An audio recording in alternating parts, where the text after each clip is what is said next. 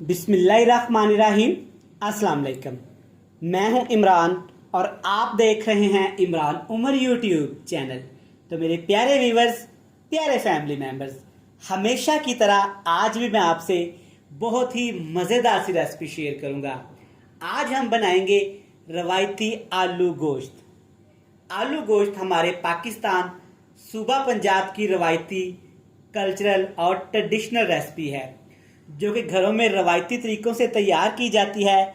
घर में कोई भी फंक्शन हो और टेबल पे आलू गोश्त की रेसिपी आपको नज़र ना आए, ऐसा हो ही नहीं सकता।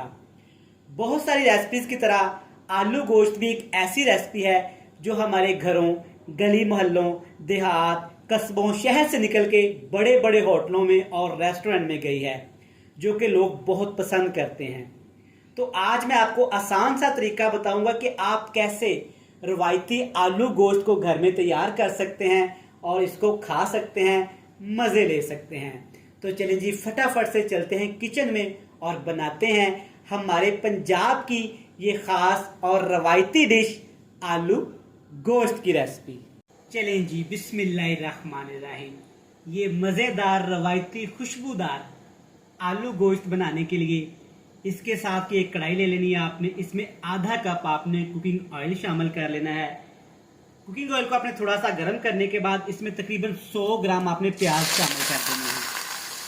और प्याज की कटिंग में आपने बिल्कुल ऐसे बारीक बारीक लच्छे में काटनी है अच्छी तरह से। अब यहाँ पे आपने प्याज को फ्राई करना है। प्याज को आपने ज़्यादा फ्राई नहीं करना, ज़्यादा डार्क नहीं करना, वरना आलू गोश्त में जो शोरबा होगा ना, उसका कलर डिस्टर्ब हो जाएगा। बस प्याज को आपने हल्का सुनहरी गोल्डन करना है ताकि प्याज के अंदर जो मॉइस्चर होता है, जो पानी होता है, वो भी ख़त्म हो जाए और प्याज हमारा अच्छे से यहाँ पे फ्राई भी हो जाए। माशाल्लाह से चेक करें, सिर्फ 3 से 4 मिनट प्याज को मैंने फ्राई किया है। कितना ज़बरदस्त सा सुनहरी सा कलर आ गया है। इससे ज़्यादा हम प्याज को यहाँ पे ब्राउन नहीं करेंगे। अब इसमें शामिल करेंगे 2 बड़े साइज़ के टमाटर और टमाटर का छिलका आपने उतार लेना है।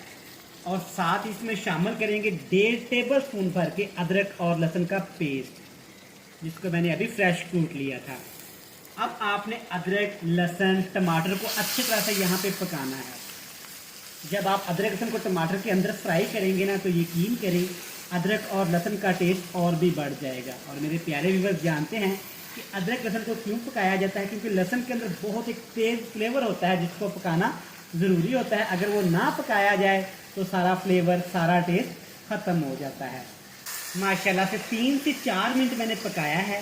अदरक, लहसुन, टमाटर माशाल्लाह चेक करें अच्छे से यहाँ पे पक गए हैं और अदरक और लहसुन भी यहाँ पे फ्राई हो गया है। अब इसमें शामिल करेंगे आधा किलो बीफ। सेम रेसिपी आप मटन के साथ भी बना सकते हैं, चिकन के साथ भी बना सकते हैं और दुम्बे के गोश्त के साथ भी बना सकते हैं। यहाँ पे आधा किलो मैंने मटन लिया है। इसमें कुछ बोनलेस भी है और कुछ हड्डियाँ भी हैं। हड्डियों से टेस्ट ज़्यादा अच्छा आता है। जब भी आप शोरबे वाली, करी वाली कोई भी चीज़ बनाएं तो हड्डियों का लाजमी इस्तेमाल किया करें, इससे टेस्ट बढ़ जाता है। चलिए जी, इसको अच्छी तरह से मिक्स कर लिया। अब इसमें मसाले शामिल करेंगे। सबसे पहले इसमें जाएगा गरम मसाला साबुत, तकरीबन 1 टेबल स्पून भर के। लाल मिर्च का पाउडर जाएगा 1 टीस्पून भर के, या अपने टेस्ट के हिसाब से। हल्दी पाउडर शामिल करेंगे सिर्फ 1 टीस्पून। इन मसालों के अलावा आपने कुछ भी शामिल नहीं करना। सिर्फ 2 यहाँ पे खाने के चम्मच पानी शामिल करेंगे ताकि जो मसाले हमने शामिल किए हैं ना, वो अच्छी तरह से फ्राई भी हो जाएं और जले भी नहीं। अच्छी तरह से मिक्स करेंगे और तकरीबन 3 से 4 मिनट के लिए इसको पकाएंगे ताकि गोश्त के अंदर जो पानी होता है ना, वो अच्छी तरह से ड्राई हो जाए और मसाले भी हमारे अच्छे से यहाँ पे पक जाएं। चलिए जी, माशाल्लाह आप चेक कर सकते हैं कि पानी यहाँ पे अच्छे से ड्राई हो गया है, मसाला भी अच्छे से भुन गए हैं। अब इसमें शामिल करेंगे टेस्ट के हिसाब से नमक। जब आपके मिर्च मसाले भुन जाएं तब आपने नमक शामिल करना है। मैं यहाँ पे तकरीबन 1 टीस्पून शामिल करूँगा। आप अपने टेस्ट के हिसाब से कम या ज़्यादा बिल्कुल कर सकते हैं। अब इसमें सिर्फ 1 गिलास पानी शामिल करेंगे। अगर आप इसको चिकन या दुम्बे गोश्त वगैरह में बनाएं तो आपने आधा गिलास पानी शामिल करना है आधा किलो मीट में। अगर आप बीफ में बनाएंगे तो 1 केजी आप इसमें पानी शामिल करेंगे। अगर प्रेशर कुकर में बनाना चाहें तो आपने सीटी आने के बाद तकरीबन 5 मिनट के लिए इसको पकाना है। यहाँ पर मकसद हमारा चिकन को, बीफ को, मटन को अच्छी तरह से गलाना है। बीफ के अंदर मैंने पानी शामिल कर दिया। आग का फ्लेम लो टू मीडियम कर देंगे और इसको बिल्कुल स्लोली फ्लेम पे पकने देंगे। इससे टेस्ट बहुत ज़्यादा अच्छा आएगा। इसके ऊपर कवर लगाते हैं और इसको पकाते हैं तकरीबन 15 से 20 मिनट।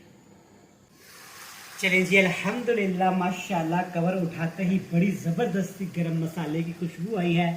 आप चेक कर सकते हैं कि थोड़ा सा पानी रह गया है। अच्छी तरह से बीफ हमारा यहाँ पे गल चुका है। अब इसमें शामिल करेंगे आधा किलो आलू। आलू आपने अच्छी तरह से धो लेने हैं, काट लेने हैं और इस तरह बड़े बड़े साइज़ के आपने आलू इसमें शामिल करने हैं। रवायती आलू गोश्त जो होता है ना, उसमें ऐसे बड़े बड़े ही आलू शामिल किए जाते हैं। सारा टेस्ट, सारा फ्लेवर इन्हीं से आता है। 3 सब्ज़ मिर्च और 1 लेमन मोटा मोटा आपने काट के ये शामिल कर देना है और साथ ही शामिल कर देना है कुटा हुआ धनिया तकरीबन 1 टीस्पून। अब यहाँ पे हमें आलू गोश्त की ग्रेवी भी चाहिए, तो ग्रेवी बनाने के लिए दही का इस्तेमाल करेंगे।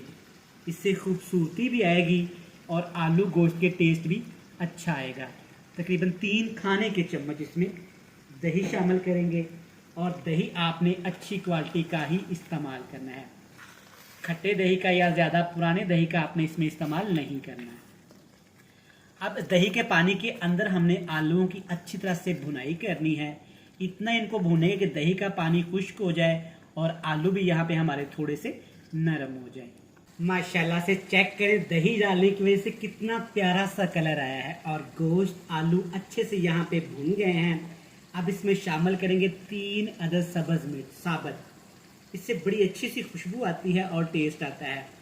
अब ग्रेवी के लिए हमें शोरबा चाहिए, तो इसमें पानी शामिल करेंगे।